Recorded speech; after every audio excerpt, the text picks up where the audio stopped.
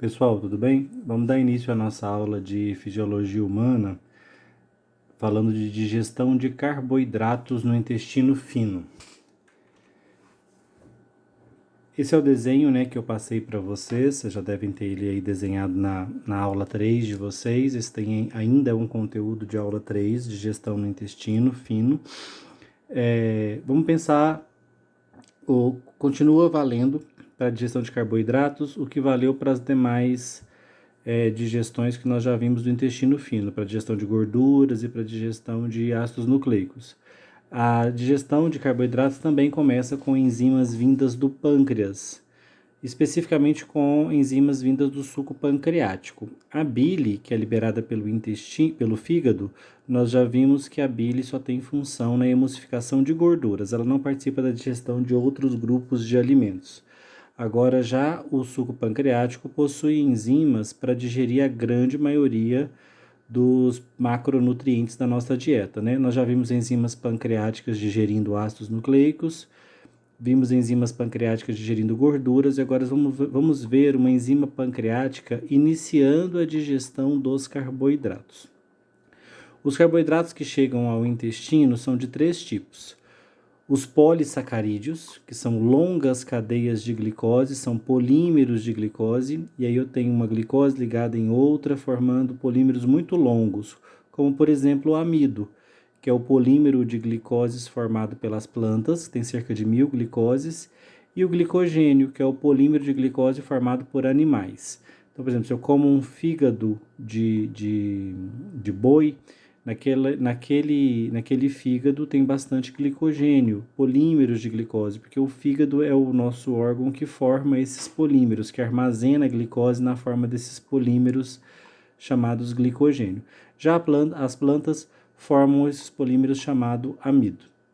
Lembra que o amido na boca já sofreu uma digestão parcial graças à amilase salivar, a ptialina? Então, aqui o amido vai sofrer aquele mesmo processo de quebra em maltoses, ou seja, o amido vai ser convertido em disacarídeos. Esse longo polímero de glicose vai ser quebrado 2 a 2, formando maltoses. Uma maltose é apenas uma molécula de glicose ligada em outra. São 2 glicoses, 2 açúcares, 2 sacarídeos. Por isso nós chamamos a maltose de um disacarídeo. O amido e o glicogênio serão clivados pela amilase pancreática. Então agora é uma amilase, assim como a amilase salivar da boca, a ptialina, só que aqui é a amilase pancreática, porque foi produzida e liberada pelo pâncreas em resposta ao hormônio colecistocinina, produzido pela célula I. Isso nós também já vimos. Então, o amido é inicialmente quebrado no disacarídeo maltose. E a maltose, gente, ela é um disacarídeo, uma molécula de glicose ligada em outra. O nosso intestino não consegue absorver disacarídeos. Eu ainda vou precisar quebrar essa última ligação glicosídica que une uma glicose na outra e separá-la em 2 glicoses isoladas, livres. Essas glicoses isoladas é o que eu chamo de monossacarídeo. Por que mono? Porque daí é uma única molécula. Quando eu tenho uma única molécula, monossacarídeo. Quando são 2 disacarídeos. Quando são várias, polissacarídeos. Para eu conseguir fazer essa quebra da ligação glicosídica que liga uma glicose na outra, eu preciso de uma enzima, e a enzima que faz isso é a maltase. A maltase é a enzima que separa uma glicose da outra na maltose, gerando 2 glicoses livres. Essas glicoses serão absorvidas e vão aumentar a minha glicemia. Por que eu preciso, gente, fazer esse longo processo de quebra dos polissacarídeos, amido e glicogênio para gerar glicoses livres? Porque glicose livre é a forma que meu intestino consegue absorver. E meu corpo vai precisar e muito de glicose para gerar energia. Quem gera energia no meu corpo são especialmente os carboidratos. Na falta deles, as gorduras, na falta de gordura, as proteínas. Então, apenas indivíduos subnutridos é que vão usar proteínas como fonte de energia. Fonte de energia relevante para quem está bem nutrido são os açúcares, especialmente o monossacarídeo glicose, que representa 80% dos açúcares que a gente ingere. A enzima maltase, vocês repararam pela seta que ela não é uma enzima pancreática. A maltase, que quebra o disacarídeo maltose, ela é uma enzima do intestino. O próprio enterócito, a própria célula intestinal, produz maltase. E maltase quebra a maltose, gerando glicoses livres que serão absorvidas para a corrente sanguínea. Tá certo? Então, é a primeira vez que vocês estão vendo isso. Um processo de digestão no intestino que não é todo feito por enzimas pancreáticas. Lembra que os ácidos nucleicos, DNA e RNA, eram todos digeridos por nucleases pancreáticas. As gorduras também todas 100% digeridas por enzimas pancreáticas. Não funciona assim com os carboidratos e as proteínas. Uma enzima pancreática começa o processo de quebra dos polissacarídeos, amido e glicogênio, mas quem termina a quebra é a maltase, uma enzima que não é pancreática, é uma enzima produzida pelo próprio enterócito. Ele quebra a maltose, gera glicoses livres e ele mesmo, o enterócito, vai absorver essas glicoses e jogar na corrente sanguínea. Tá certo? No intestino ainda vão chegar outros 2 disacarídeos, a lactose e a sacarose. Então vamos a cada um deles por partes. Vocês podem anotar aí que a sacarose é o açúcar presente nas frutas. Quanto mais doce a fruta, mais rica em sacarose. E lactose é o açúcar presente no leite. Então vamos lá. Muito cuidado, gente. Apesar de a gente usar o termo açúcares, carboidratos ou polissacarídeo para todos eles, fica parecendo que todos eles geram sabor doce na boca, né? Isso não é verdade. A sensação, o sabor doce é gerado pela detecção das papilas gustativas de sacarose. Então, esse disacarídeo, quando detectado pelas papilas gustativas, desencadeia um impulso nervoso que nosso cérebro vai processar como sabor, reconhecer, né, como sabor doce. Os demais, a maltose, a lactose, os polissacarídeos, eles não geram esse sabor doce. Por isso que os alimentos ricos em amido, como por exemplo a farinha, não é doce. Por isso que o leite também não é doce, embora ele tenha um açúcar, ele tenha a lactose. A lactose não confere esse sabor doce ao leite. A lactose a gente chama de sacarídeo, como a maltose, só que a diferença é que ele não é uma glicose ligada na outra, ele é uma glicose ligada em uma galactose. Então, esse açúcar, lactose, o açúcar do leite, é formado por uma glicose ligada em uma galactose. Esse conjunto não é absorvido. Eu não absorvo de sacarídeos, eu vou precisar de mais uma vez de uma enzima produzida pelo enterócito, novamente, a lactase. O que a lactase faz? Ela quebra glicose de galactose, ela separa, né, glicose de galactose, quebra a ligação glicosídica, gerando uma glicose livre e uma galactose livre, né, ou seja, um monossacarídeo glicose e um monossacarídeo galactose. E eles serão absorvidos para a corrente sanguínea. Certinho?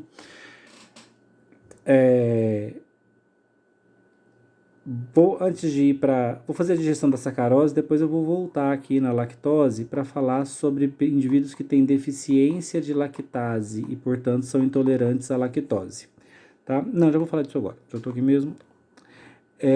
Gente, a lactose, nós vimos na nossa live que ela é o açúcar presente no leite, que no indivíduo saudável, no indivíduo fisiologicamente... que tem uma fisiologia esperada, né, capaz de digerir leite, capaz de digerir lactose, ele produz lactase em quantidade suficiente, então ele quebra 100% da lactose que ele ingere, separa a glicose da galactose e absorve tudo no intestino fino. Ou seja, nesse indivíduo, lactose nunca chega no intestino grosso. Só que alguns indivíduos, por questões talvez genéticas, talvez ambientais, ao longo da vida, ou desde o início da vida, eles deixam de produzir lactase. Como nós somos mamíferos, nosso primeiro alimento é leite, é esperado que a gente produza bastante lactase na infância. A questão é que com o passar dos anos, alguns mamíferos, alguns seres humanos, né, deixam de tomar leite, como os mamíferos selvagens, que também só tomam leite na infância, depois não tomam mais.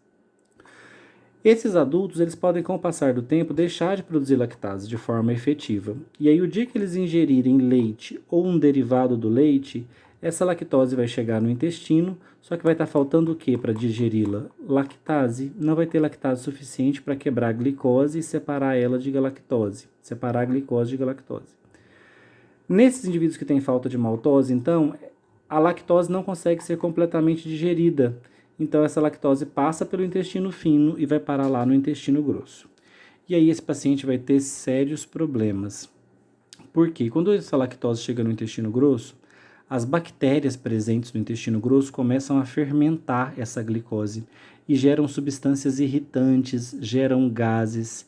Então, esse indivíduo vai começar a ter fortes cólicas, uma flatulência excessiva também pela produção de gases, os próprios gases vão dilatar o intestino, então ele vai ter um inchaço, dor em cólica. Esses indivíduos a gente chama de intolerantes à lactose. Então, por que eles são intolerantes à lactose? Porque eles não produzem adequadamente a enzima lactase. Quem produz lactase direito quebra toda a lactose no intestino fino e absorve glicose e galactose. Não chega nada no intestino grosso. Por isso as bactérias não vão ter o que fermentar e esse indivíduo não tem nenhum problema quando ele bebe leite.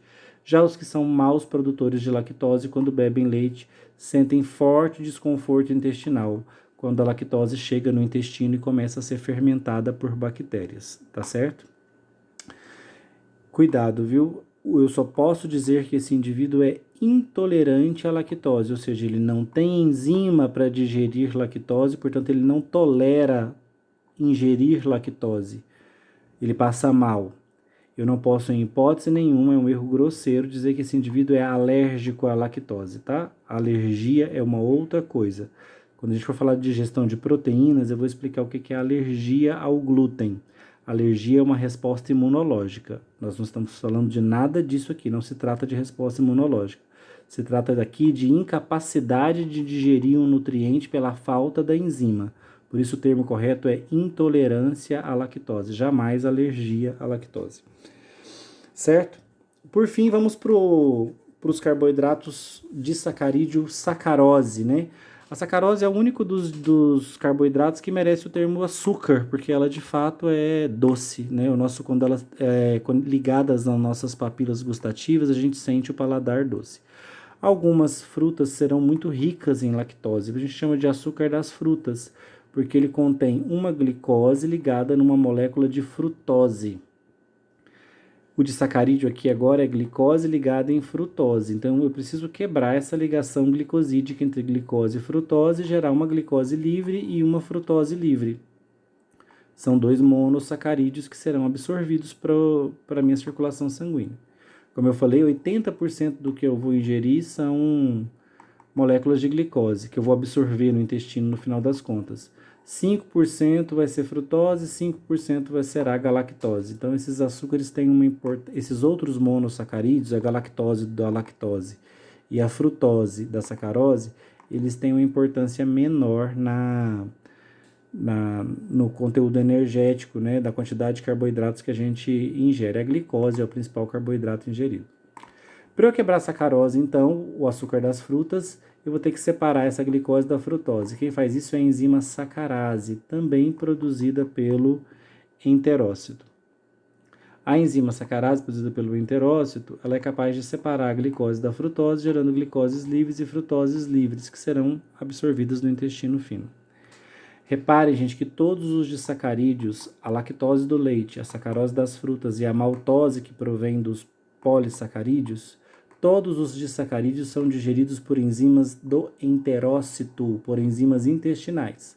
A lactase, que digere a lactose, a sacarase, que digere a sacarose, e a maltase, que digere a maltose. A amilase pancreática é responsável pela quebra dos grandes polímeros de glicose, o amido e o glicogênio. Mas quando se gera os disacarídeos, todos os disacarídeos são quebrados por enzimas do enterócito. Tá certo? Essa é a digestão de açúcares. O objetivo dela é gerar os monossacarídeos, glicose, frutose e galactose.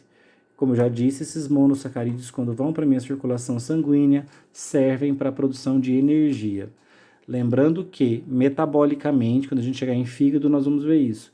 Quando eu vou ingerindo uma quantidade excessiva de carboidratos, ou seja, mais energia do que eu gasto, do que eu preciso, para eu não ter um acúmulo de carboidratos no sangue, para eu não ter hiperglicemia, muita glicose no sangue, o meu fígado é capaz de fazer duas coisas. Ele guarda um pouco dessa glicose dentro do fígado, na forma de glicogênio, ele armazena ela lá, e ele também é capaz de converter esse excesso de açúcar, de glicose, sacarose e galactose, em gorduras.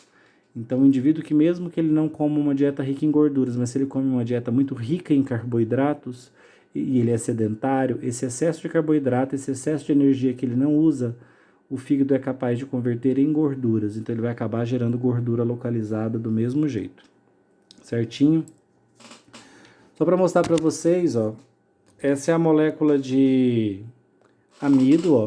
Então, ele está representando para você aqui uma molécula de glicose, outra, 4. E aqui ele pôs entre uma chave o N, né? Representando que o amido são N repetições de uma glicose ligada em outra. Cerca de 1000 glicoses formam uma molécula de amido.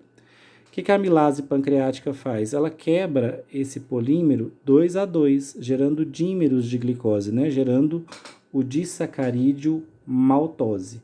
Olha aqui o disacarídeo maltose, ó, uma molécula de glicose ligada por uma ligação éter com outra molécula de glicose. Esse é o disacarídeo.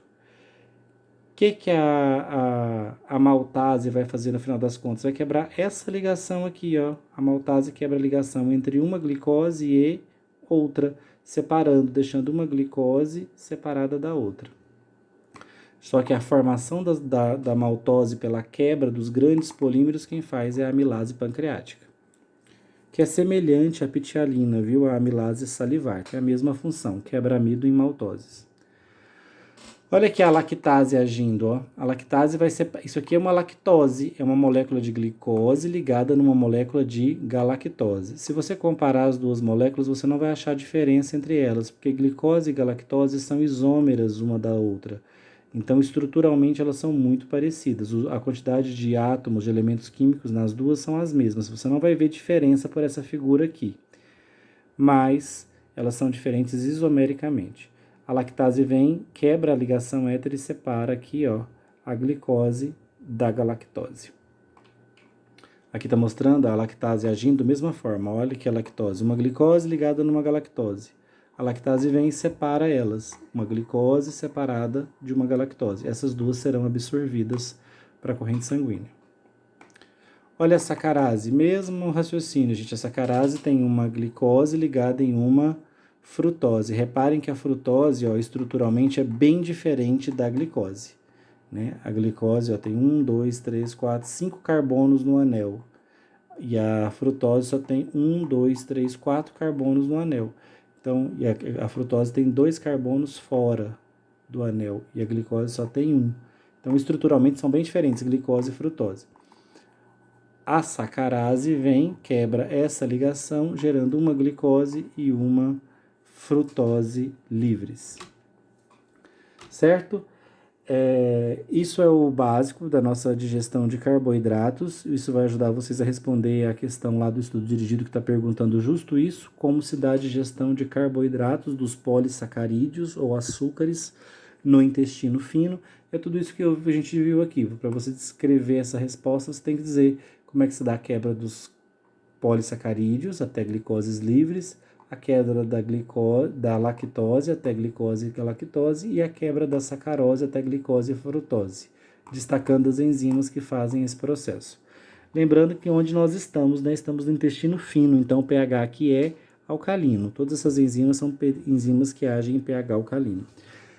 Embora, gente, o suco pancreático seja liberado no duodeno, a digestão dos carboidratos vai acontecendo ao longo do duodeno, do jejum, do ilho.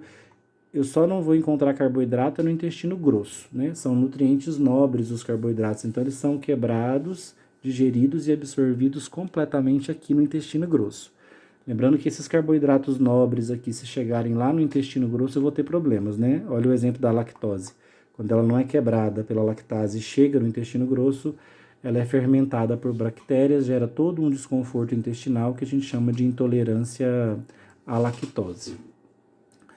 Aqui tem a nossa apostila, ó, a pergunta sobre carboidratos é a questão 26, né? Descreva como se dá a digestão de carboidratos, açúcares ou polissacarídeos do intestino fino.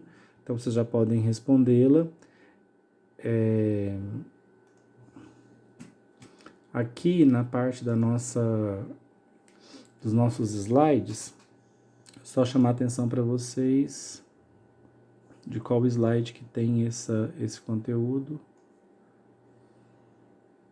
Ó, começa no slide 57, onde vocês vão ver aqui uma ligação glicosídica, ó, como é que ela se forma. Uma glicose funde-se com a outra, formando uma maltose.